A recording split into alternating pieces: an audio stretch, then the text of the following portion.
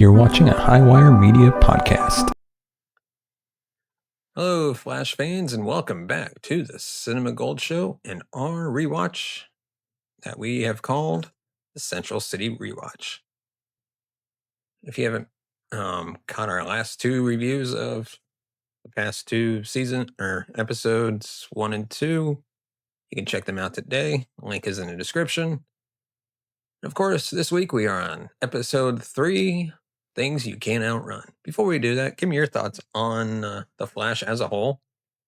And let me know what you think your favorite season is. But also, yes, let me know your favorite episode of season 1 is. And with that, let's dive right in, shall we? By the third week of The Flash's freshman season, the show is starting to settle into a rhythm. The pilot introduced Barry Allen's powers, the second episode showed the challenges of balancing heroics with everyday life, and now Things You Can't Outrun starts to deepen the emotional core of the series while still sticking to the tried and true formula of new meta-human threat arrives. Barry has to stop them. On paper, this is a villain of the week episode. In practice, it is much more. It sets up long-term elements of the show, fleshes out Caitlin's tragic backstory, and forces Joe to reconsider his skepticism about Barry's new role. The recap of the episode can be broken down into 3 broad threads. The immediate threat of Nimbus, the tragic flashbacks involving Caitlin and Ronnie, and Joe's near-death experience that shifts his perspective on Barry's heroism. Each thread intersects with the others in ways that highlight the central theme. There are things you can't outrun, no matter how fast you are. The villain this week is Kyle Nimbus, a former mob hitman who, before the events of the pilot, was sentenced to death by lethal injection. Unfortunately, or maybe more accurately, horrifyingly I should say, the timing of his execution coincided with the particle accelerator explosion. Instead of dying, Nimbus was transformed. The lethal injection chemicals fused with the dark matter coursing throughout his body at the moment of the blast, and he emerged with the ability to dissolve into a cloud of poisonous gas. His new powers make him nearly unstoppable by conventional methods. He can suffocate victims in seconds, seeped in locked rooms, and disappear before anyone can stop him. Nimbus immediately sets about killing those responsible for his conviction, starting with the prosecutor and judge who put him away. While Barry and Joe investigate these murders, the show spends significant time on Caitlin Snow's emotional history. Through flashbacks, we see the night of the particle accelerator explosion from her perspective. Her fiancé, Ronnie, was an engineer at S.T.A.R Labs. When the accelerator started to fail, Ronnie volunteered to go inside the core to stabilize it. Caitlin begged him not to, but he locked himself inside, sacrificing himself to save Central City. The doors closed between them, leaving Caitlin on the other side, powerless to stop what was coming. She watched in horror as the accelerator exploded, taking Ronnie with it. These flashbacks finally explain Caitlin's cold, serious demeanor. She isn't just the no-nonsense scientist, she's a woman living with grief. Joe West also takes center stage this week. Up until now, Joe has been deeply skeptical about Barry's new life as a superhero. He's protective, fatherly, and deeply worried that Barry is going to get himself killed. That skepticism doesn't fade until Nimbus targets Joe himself. In a chilling scene, Nimbus seeps into Joe's car through the vents, filling it with toxic gas. Joe panics, gasping for air, clawing at the doors, his face twisted with desperation. It's a moment that plays like pure horror, and Jesse L. Martin sells it brilliantly. Barry saves him in time, but the experience shakes Joe to the core. For once, he isn't in control. For once, he's the victim. That moment changes everything. Joe realizes that Barry may be the only one capable of fighting this kind of threat. Parallel to these storylines, Iris continues her subplot with the Streak blog. She's fascinated by Central City's mysterious new hero, chronicling his adventures online. The irony, of course, is that she's writing about Barry without realizing it. Her enthusiasm is infectious, and it gives the audience an outside perspective on the Flash's growing legend. While Iris's role here isn't huge, it adds levity and humor to balance the darker elements. The climax of the episode takes place in a cemetery, appropriately enough given Nimbus's ties to death. Barry realizes he can't fight Nimbus directly. punches don't work on gas. Instead, he uses his speed strategically, creating air currents to disperse Nimbus and forcing him to transform repeatedly until he collapses from exhaustion. When Nimbus reforms, Barry is able to subdue him. It's not the most visually stunning battle of the series, but it's clever, and it shows Barry's growth as a hero. He isn't just relying on speed, he's learning to think. The victory, however, creates a new problem. How do you contain a man who can turn himself into mist? Iron Heights prison can't hold him. The loose solution comes from S.T.A.R Labs itself. Cisco and Wells propose repurposing the underground particle accelerator pipeline as a prison for metahumans. Nimbus becomes its first inmate. The episode doesn't spend time on the ethical implications of imprisoning people without trial, but the decision has long-lasting consequences. The pipeline becomes a key feature of the series, shaping how Team Flash deals with metahuman criminals for years to come. The episode ends with quieter moments. Joe and Barry share a heartfelt conversation where Joe admits his pride in Barry, even as he admits his fear. Caitlin mourns Ronnie, her grief heavy and unresolved. Cisco lightens the mood with jokes, and Iris continues to gush about the streak. Wells, as always, lingers with ambiguity, offering support but leaving viewers suspicious. By the time the credits roll, the team feels more united, but the questions raised about fear, grief, and justice linger long after. Barry is the beating heart of this episode, not just because he's the hero, but because his joy and vulnerability keep the show grounded. One of the most refreshing aspects of The Flash is that Barry loves being a superhero. He isn't driven by guilt, trauma, or vengeance in the same way as other comic book protagonists. He runs with a grin on his face, and in this episode, that enthusiasm is still visible. At the same time, the show smartly undercuts that joy with the realities of a double life. Barry is constantly late, constantly disappointing people he cares about. For someone who can run at Mach speeds, he's never where he needs to be emotionally. That irony gives the character depth. Barry's conflict with Nimbus is less about brute force and more about adaptation. Nimbus isn't an opponent Barry can simply outrun. Like we mentioned, punches go through him. Walls can't contain him, and anyone caught in his gas form suffocates in seconds. To win, Barry has to think strategically. He figures out that Nimbus can only maintain his mist form for so long. And if forced to switch back and forth, he'll exhaust himself. That realization shows Barry's intelligence and resourcefulness. He isn't just a guy with powers. He's a scientist who applies logic to superheroes. Thematically, Barry's journey in this episode is about presence. He can be everywhere physically, but he struggles to be present emotionally. His heart-to-heart with Joe drives that point home. Being the Flash means sacrifices. Sacrifices of time, of relationships, of normalcy. Barry may be the fastest man alive, but he can't outrun the emotional toll of heroism. Grant Gustin plays this balance perfectly. His boyish enthusiasm keeps the character light, but his moments of exhaustion and self-doubt give Barry weight. In this episode, we start to see the tension between Barry Allen the man and the Flash the symbol. That tension will define the series going forward. And then we take a closer look at Joe West. Joe West is the soul of the show. Jesse L. Martin delivers a performance that combines gravitas, warmth, and vulnerability in The Things You Can't Outrun. He gets some of his best material yet. Joe begins the episode in full protective dad mode, skeptical of Barry's new role and worried that his surrogate son is going to get himself killed.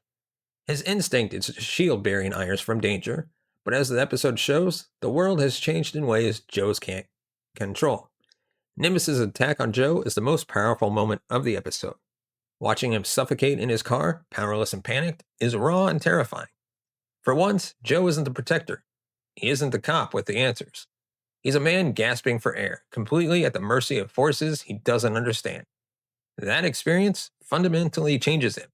When Barry saves him, Joe's worldview shifts. He realizes that Barry isn't just playing dress-up. He's necessary. Central City needs him. The scene where Joe admits his pride in Barry is a standout moment. It's not just a pat on the back, it's layered with fear, love, and reluctant acceptance. Joe is still terrified, but he's proud. That duality makes him such a rich character. He embodies the complexity of being a parent. wanting to protect your child even when you know you can't shield them from the world. Martin's performance sells every note, making Joe's arc one of the highlights of the episode. Joe's evolution here is crucial for the series. His skepticism has been a counterbalance to Barry's enthusiasm. But if it had continued too long, it could have become repetitive. By softening Joe's stance, the show opens the door for a more collaborative father-son dynamic. Joe remains protective, but he also becomes one of Barry's greatest supporters. That balance keeps their relationship dynamic and heartfelt. And then we have Caitlin Snow. Caitlin finally steps out of the background in this episode, and the result is a richer, more three-dimensional character. Up until now, Caitlin's been the serious, clinical scientist, defined mostly by her work ethic, in her contrast to Cisco's levity. Things You Can't Outrun changes that by showing us the source of her reserve: grief. The flashbacks to Ronnie's sacrifice are devastating. Like we mentioned, Ronnie locks himself in the particle accelerator's core, leaving Caitlin pounding on the glass as the doors seal. Danielle Panabaker delivers these moments with heartbreaking authenticity. Caitlin's screams, her tears, and her helplessness convey a grief that feels real, not melodramatic. For the first time, we understand why Caitlin is cautious, why she's slow to embrace Barry's dangerous missions. She's already lost someone she loved to S.T.A.R Labs disasters, and she's not eager to watch it happen again. What's compelling about Caitlin's arc here is that it doesn't resolve neatly. She doesn't get closure. She doesn't suddenly feel better. Instead, we see that grief is an ongoing process. Caitlin carries Ronnie's loss with her, and it shapes every interaction she has with the team. That depth makes her more than just a lab tech. She's a woman haunted by tragedy, trying to move forward, but never forgetting. Her interactions with Barry and Cisco take on new meaning in light of these revelations. When she cautions Barry about rushing in danger, it's not just clinical advice. It's personal. Her skepticism isn't about science. It's about fear of loss. That emotional layer elevates her character, making Caitlin one of the most complex members of Team Flash. And then we have Cisco Ramon. Cisco is one of the most essential characters in the early days of The Flash. At first glance, he's comic relief, the guy cracking jokes while everyone else broods. But in Things You Can't Outrun, it becomes clear that Cisco is much more than that. His brilliance as an engineer and inventor makes him indispensable to Team Flash, and his ability to lighten the mood keeps the team from collapsing under the weight of their grief and fear. Cisco's role in this episode centers on pragmatism. Nimbus forces the team to confront a new question. What do you do with a metahuman once you've caught them? Barry can't just drop Nimbus off at Iron Heights prison. Nimbus would slip out in moments. It's Cisco who proposes repurposing the underground particle accelerator pipeline into a prison for metahumans. This solution is controversial. Locking people up without trial in secret cells raises ethical red flags, but within the world of the show, it's framed as necessary. Cisco's ingenuity gives the team a way to deal with threats they can't otherwise contain. And then we have Iris West. Iris doesn't play a central role in Nimbus's storyline, but she remains important to the episode's texture. Her subplot, writing a blog about the streak, has been divisive among fans, but it serves several narrative purposes. First, it gives the audience an outsider's perspective. Through Iris, we see how Central City views the Flash. To her, he's not Barry. He's a mysterious figure saving lives. Her excitement mirrors the excitement of the audience, grounding the superhero spectacle in everyday wonder. Second, her blog adds tension to her relationship with Barry. She gushes about the Flash without realizing it's the man sitting across from her. That irony creates a bittersweet dynamic. Barry wants to tell her the truth, but he can't. Iris's admiration for the Flash is genuine, but it unintentionally widens the gap between her and Barry. Candace Patton plays this balance with charm. Her performance radiates enthusiasm, but there's also a tenderness in her scenes with Barry that keeps their connection strong, even when circumstances force them apart. Third, Iris represents the normal world Barry is constantly leaving behind. While Cisco and Caitlin are entrenched in the science, as well as steeped in mystery, Iris lives outside S.T.A.R Labs. Her presence keeps Barry tethered to a life beyond heroics. In this episode, her role may be smaller, but is still significant. She's a reminder that Barry isn't just a hero. He's a person with relationships, love, and longing. Without Iris, the show risks losing its human grounding. Harrison Wells is the show's great mystery, and in Things You Can't Outrun, that mystery deepens. Excuse me. Tom Cavanaugh plays Wells with a calm authority that makes him both reassuring and unsettling. He's always ready with guidance, but his motives remain unclear. In this episode, his endorsement of the pipeline stands out. On the surface, it's a pragmatic move. The team needs a place to store dangerous metahumans. But the way Wells supports the idea feels calculating, as if he sees the benefits the others don't. What makes Wells fascinating is the duality in his portrayal. To Barry and the others, he's a mentor. To the audience, he's a puzzle. Every line of dialogue feels like it could be read two ways: helpful advice or hidden manipulation. That ambiguity keeps viewers on edge, even when he's not the focus of an episode. Wells casts a long shadow. In Things You Can't Outrun, Wells' presence is subtle but vital. He frames the team's decisions, nudges them towards practicality, and keeps his cards close to the vest. Kavanaugh's performance is masterful, walking the fine line between trustworthy leader and secret schemer. It's a reminder that in The Flash, not every ally is what they see. The title, Things You Can't Outrun, captures the heart of the episode. Each character faces something inescapable. Barry can't outrun the fear of failing his loved ones. Joe can't outrun the realization that he can't protect everyone. Caitlin can't outrun her grief over Ronnie. Nimbus literally represents the inescapable poisonous gas that surrounds and suffocates. Control is another key theme. Everyone struggles with it. Joe wants control over his family's safety. Barry wants control over his double life. Caitlin wants control over her emotions.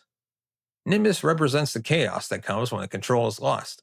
The pipeline, meanwhile, represents the attempt to reassert control, even if it raises ethical questions. Tone is where the episode excels. The Flash differentiates itself from Arrow by being brighter, more optimistic, and more fun. Barry's joy in being a hero, Sisker's humor, and Iris's enthusiasm keep the show buoyant. But the darkness isn't ignored. Nimbus's kills are chilling. Caitlin's flashbacks are tragic. Joe's suffocation scene is terrifying. That balance of optimism and danger is what made early Flash stand out. It reminded viewers that superhero stories can be both thrilling and heartfelt without tipping into gloom. For a 2014 CW series, the production values are impressive. Nimbus's gas effects are eerie and effective, if not flawless. Barry's speed continues to look dynamic, with lightning trails adding flair. The cemetery showdown is atmospheric, using fog, shadows, and location to heighten tension. Sound design adds to the immersion. Nimbus's transformations are accompanied by a hiss that unsettles the viewer, while Barry's movements have a lighter, upbeat sound that reflects his personality. Blake Neely's score is excellent again, swelling during emotional beats and picking up pace during action sequences. Cinematography contrasts the brightness of Barry's world with the suffocating gloom of Nimbus's attacks. Editing keeps the episode moving, balancing multiple threads without losing focus. Performances are strong across the board. Guston remains likable and earnest. Martin anchors the drama with gravitas. Panabaker nails Caitlin's grief. Valdez adds humor and heart. Patton brings warmth. And Kavanaugh continues to intrigue with ambiguity. Things You Can't Outrun isn't the flashiest episode of The Flash, but it's one of the most important in setting up the show's emotional and narrative foundations. It gives Caitlin depth, forces Joe to accept Barry's role, and introduces the pipeline, a controversial but defining element of the series. Nimbus may not be a memorable villain in terms of personality, but his role as a catalyst makes him significant. The episode's themes of fear, grief, and control resonate. The balance of tone keeps it both fun and serious, and the technical execution is polished. For a third episode of a new series, it demonstrates confidence and heart. It proves that The Flash can juggle superhero spectacle with emotional storytelling, making it more than just another comic book adaptation. So for this episode, I give it a 8.5 out of 10, mainly because the part of it is the villain's not that memorable, so later on in the seasons, probably just going to forget, the earlier earlier villains, But let me know your thoughts on this episode of The Flash. Were you a fan of it or were you not? And how would you rate it? But before we continue, we'd like to thank our sponsor for this episode, and that is Paramount Plus.